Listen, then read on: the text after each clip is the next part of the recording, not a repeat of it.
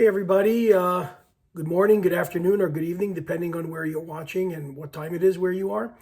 My name is Nathan Ronen, CFA, and I'd like to give you this update for all candidates level 1, level 2, and level 3 who are taking the exam in 2023 or even in 2024.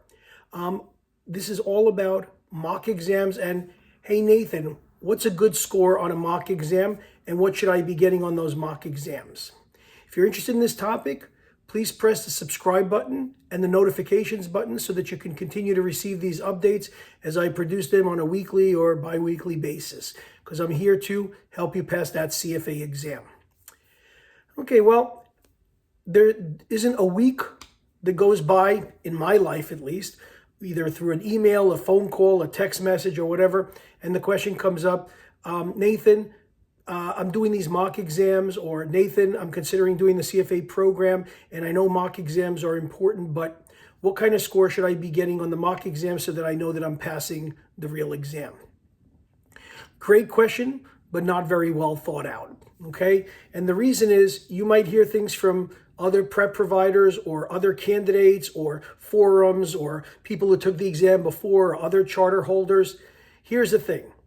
CFA Institute has not released the level 1 exam questions since 1997. CFA Institute has not released the level 2 exams since 2005. And CFA Institute has not released the essay portion. They never released the item sets, but have stopped releasing the level 3 essays since about 2017. Okay. That's quite a few years ago. So nobody, no prep provider, neither me nor any of the other large prep providers or any of the other types of prep providers that are out there actually see the level 1, level 2, or level 3 questions that are asked on the exam or have been asked on the exam in at least the last 6 years based on whichever exam you're taking. Okay. So with that in mind, you need to keep in mind if the prep providers don't have an actual exam to look at, what they're doing is, and I do the same thing, is we're trying to simulate the real exam, but simulations have limitations. I put the exam in the same format as the real exam, same number of questions, item sets for level 2, essays and item sets for level 3, multiple choice questions for level 1, same number and all that. That's great. That is actually emulating the format of the exam. But the actual substance of the exam, it's very hard to say that one prep provider will be closer to the real exam than another, okay? Since we all don't see the questions, we all have an equal likelihood of having our questions show up on the real exam. But I know this is not very encouraging to hear, but it's the truth, okay? So the question is, what kind of score should you be getting on the mock exams? Well, first of all, in my opinion, not all mock exams are alike, and they're not of equal value.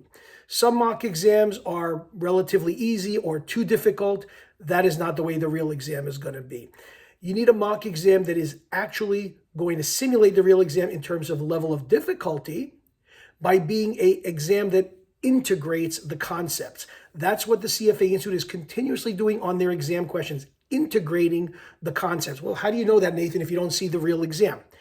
Because if you see what's happened over the last few years, the level 1 exam has gone down from 240 questions to 180 questions. The level 2 exam has gone down from 120 questions to 88 item set questions. And the level 3 exam has also reduced the number of item set questions and also, in a sense, revised the way they ask the essay questions. So that being said, it is really hard to tell you should get X number correctly. Now, obviously, I can play the game with you and say, well, you want to get 80%. Well, yeah, I would hope that with 80% of the real questions on the exam correct, you would pass. Some people go for the 70% number because it sounds good, or that's the way the CFA Institute did it many years ago, back in the 60s or the 70s or 80, where it was like, if you scored within the 1% of the top, whatever, if you were in the 70% of the top 1% of the papers, you passed, whatever the rule was. That doesn't exist anymore today. It's all done, via their black box, which is not disclosed to the public. Board of Governors gets involved in terms of setting the pass rate. So there's all kinds of things going on behind the scenes, which you don't need to worry about because you don't have control. But coming back to the question, what should you be scoring on those exams? Score the best you can. Because if you score 80% on a prep provider's mock exam, it doesn't mean you're going to score 80% on the real exam. It doesn't mean you're going to score 90 or 60. You don't know. The questions are going to be different. And because the questions are going to be different, just because you get a 40 on a mock exam doesn't mean you're going to fail the real exam, and it doesn't mean you're going to pass the real exam. Likewise, if you get a 90 on a mock exam, it doesn't mean you're going to pass the real exam or fail the real exam. You should just strive to do the best you can on the mock exams, but use the mock exams correctly. Using the mock exams correctly means you use them for two reasons.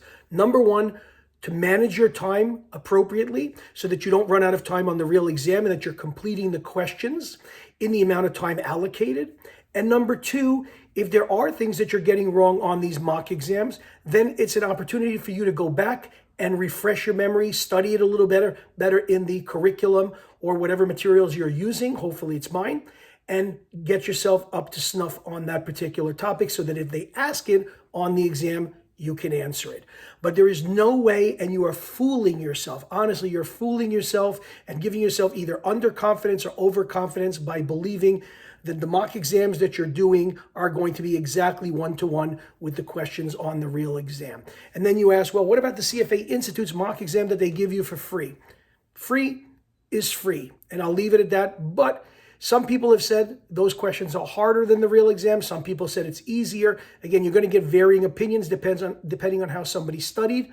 But again, nobody's giving you the house for free. Nobody's just going to give you questions and then the actual exam will change the numbers and the names of the people and give you the same exact questions. So study hard, study and try not to control what you can't control. And don't worry about your scores. There's no correlation between your actual scores on your mock exams and the score that you're going to get on the real exam. And besides, you're never going to know what your real score is on the real exam because nobody tells you. So again, study hard, do enough mock exams. I have a very well-designed mock exams, in my opinion, based on many years of teaching experience and being in the CFA program. On my website for levels 1, 2, and 3, essays for level 3, item sets for level 2, and multiple choice questions for level 1. And I highly recommend you check them out at chalkandboard.org. That's CHALK and AND, chalk and board, BOARD, chalkandboard.org. And if you have any questions, you can go on my website. You can always send me a question, and I will be happy to help you out. Good luck on your level 1, level 2, or level 3 exams, whether you're taking them in February, May, August, or November. Good luck.